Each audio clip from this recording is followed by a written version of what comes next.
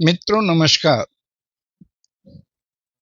ऊपर के एपिसोड 4 में आत्मदर्शन के 3 उपाय ध्यान से, सांख्य से और कर्मयोग से होता है ऐसा शिष्य ने सुना। इसके बाद उसने पूछा, गुरुदेव कोई अन्य उपाय भी है? तो जो मित्र नए हों वे सब्सक्राइब कर बेल आइकन प्रेस कर दें, शेयर लाइक कमेंट भी करें और भगवत वाणी को संवर्धन में सहयोगी हुई। गुरु ने कहा, यह उपाय मंद बुद्धि वाले पुरुष के लिए गीता के 13/25 में भगवान ने स्वयं कहा है, क्योंकि आत्मदर्शन हर व्यक्ति के लिए है, किसी विशेष व्यक्ति के लिए नहीं।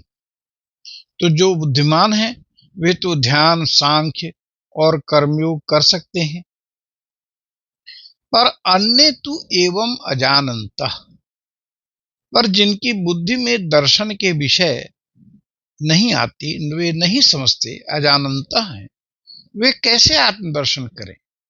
उनके लिए भगवान ने कहा, अन्येभ्यः यानी अन्य लोग, श्रुत्वा उपासते, सुन करके, आचार्यों से सुन करके आत्मदर्शन कर सकते हैं।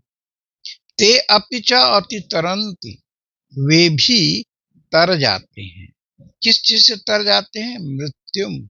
मृत्यु भाव है मृत्यु युक्तम संसारम, यानी ये जो संसार है जो मृत्यु से युक्त है, ऐसे संसार से वे तर जाते हैं।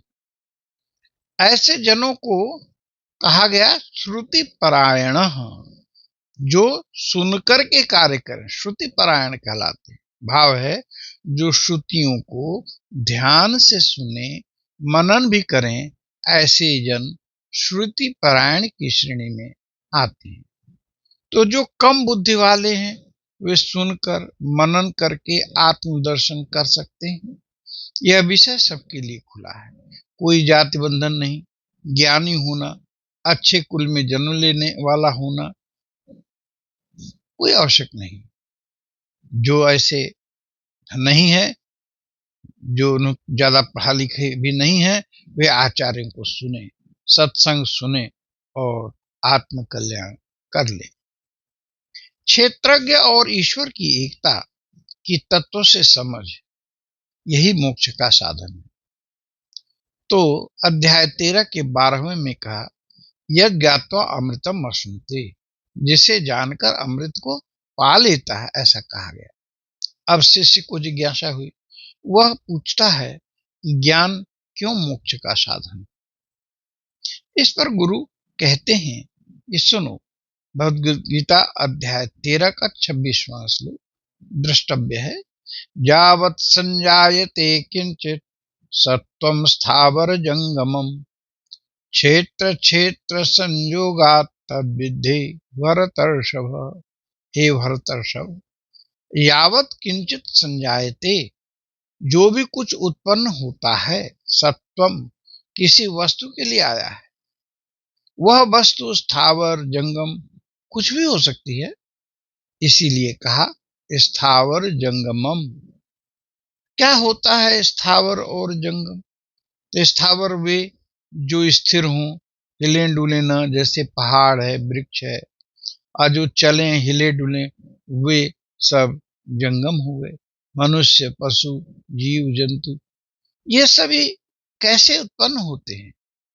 इस पर गीता में भगवान कहते हैं, क्षेत्र क्षेत्रज्ञ संयोगात्, क्षेत्र और क्षेत्रज्ञ के संयोग से उत्पन्न, विद्धि मानो जानो, जानिए। तो कहा कि सारी वस्तुएं चराचर जो है वो क्षेत्र और क्षेत्रज्ञ के संयोग से उत्पन्न होते हैं। तो शंका होती है, कैसे? क्षेत्र तो स्थूल है और क्षेत्रज्ञ स्थूल नहीं है, दृष्टिगोचर नहीं होता। तो जैसे घड़े के में रस्सी बांध दी जाए, ऐसा संबंध तो नहीं है। इस पर कहते हैं कि दूध में घी है, दूध और घी का संबंध है, पर दूध में घी दिखता तो नहीं है, और अगर घी न हो तो दूध का भी अस्तित्व तो नहीं है। तो क्षर बना स्थूल से, जिसे हम अपरा भी कहते हैं, पर अगर परा या आत्मा या क्षेत्रज्ञ न हो तो वह स्थावर ही रह जाएगा और फिर सड़ेगा और पांचों भूत अपने मूल कारण से मिल जाएंगे। भाव हुआ कि सृष्टि, प्रकृति, क्षेत्र और ब्रह्म क्षेत्रज्ञ के संयोग से ही बना है। इसी को शिव पुराण में शिव और पार्वती कहा। शिव ब्रह्म है तो पार्वती जो है वो प्रकृति है।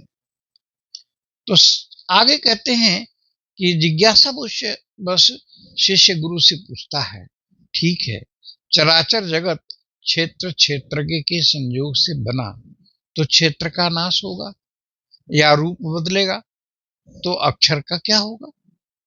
क्या उसमें भी कोई परिवर्तन आएगा? तो गुरु ने कहा कि देखो घड़े को, घड़े में क्या है? आकाश है, खाली घड़ा है, उसमें आकाश है। ठीक बात है। अब घड़े को फोड़ दो तो देखो आकाश भी फूट गया होगा क्या? नहीं ना, आकाश ज्यों का त्यों ही रहा, अबदल। ऐसे ही क्षेत्रज्ञ अर्थात परमात्मा सभी भूतों में समान स्थित है, पर क्षेत्र के नाश होने पर भी वह अबदल ही रहता है।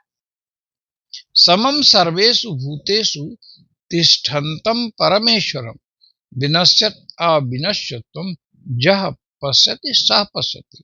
वही पुरुष यथार्थ देखता है जो सभी नष्ट होते हुए भूतों में परमेश्वर को अविनाशी देखता है। तो जो पुरुष नष्ट होते हुए सब चराचर भूतों में परमेश्वर को नाश रहित और समभाव से होमोजीनियस फॉर्म में ऐसे देखता है। होमोजीनियस फॉर्म का मतलब है कहीं ज्यादा कहीं कम नहीं, सब जगह समान, वही यथार्थ देखता है। तो यही यथार्थ है कि नष्ट तो क्षेत्र होगा और क्षेत्रज्ञ अविनाशी अनादि बना रहेगा, अव्यय बना रहेगा। तो हम अपनी वाणी को यही विश्राम देते हैं। आइए भगवान का नाम लेते हैं। हरि ओम तत्सत, हरि ओम तत्सत, हरि ओम तत्सत। आप सभी को बहुत बहुत धन्यवाद।